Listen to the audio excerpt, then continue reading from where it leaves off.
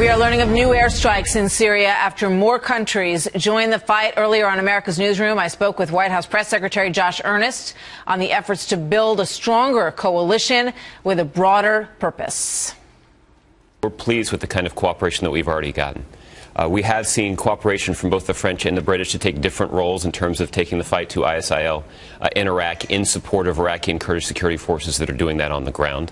And we're looking for broader support across the globe for the airstrikes that are necessary in Syria as well. We certainly were pleased over the last few days to act with 5 different Arab nations who are playing an active role in that military operation. That sends a very clear signal, not just to the world, but also to our enemies at ISIL, that they're not just at war with the United States, they're at war with the broader world, including with the Muslim world.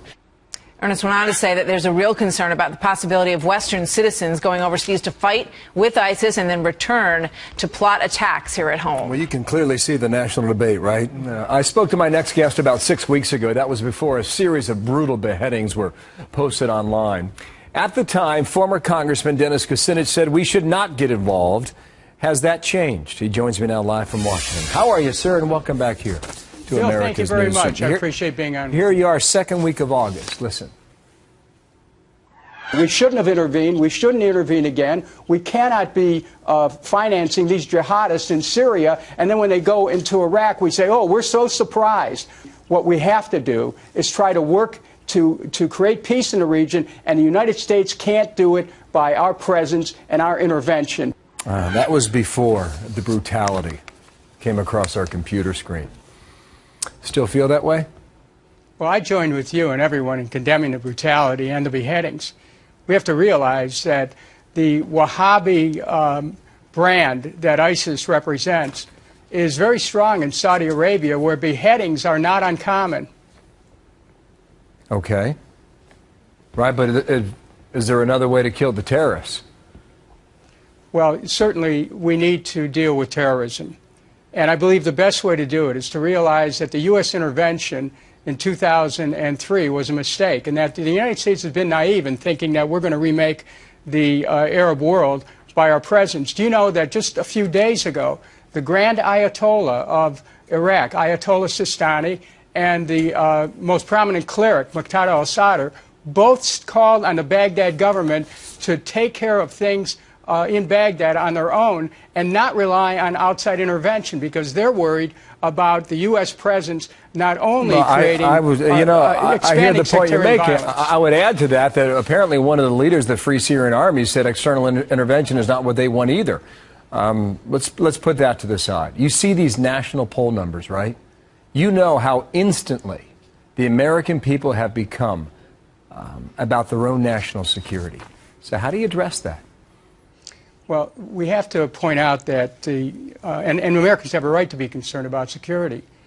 But our invasion of Iraq did not make America more secure, nor will our reentry into Iraq make America more secure.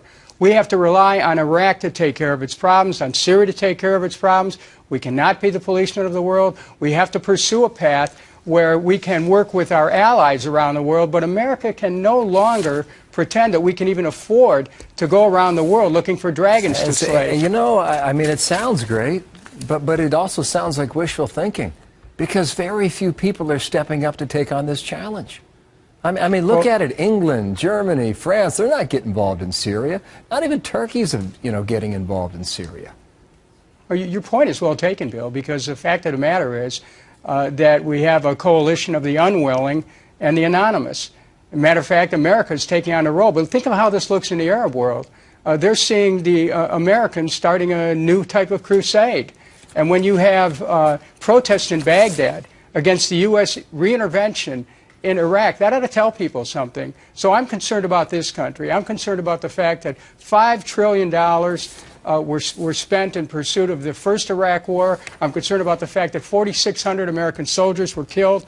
And I'm concerned that we're going into the same thing all over again, that we haven't learned anything. I'm certain they have their concerns too, but you can't rewrite history. We have to deal with the here and now. Do you think this administration would have gone to war in Syria had Congress still been in session? I think that Congress has a constitutional obligation to come back into session and vote as to whether or not the war should be prosecuted. They did it backwards, Bill. They first voted for the money for the war without authorizing the war. Do you think this administration will give them that chance? Because you're looking now, these guys are running for re-election, and the chance of them coming back to Washington in October is not real good. So now you're late in the year for something like that. Well, you pose a question that I want to take at a different angle, and that is that why won't Congress come back to vote? The American people have a right to expect Congress to do its job.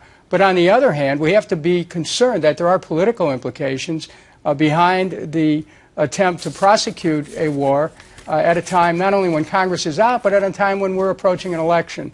I'm very concerned about that, Bill. Thank you for coming back. The White House says it has the authority under a resolution from 2002 that was Saddam Hussein. We'll see where that debate goes. Thank you, sir. Dennis Kucinich from Washington. Thanks, Bill.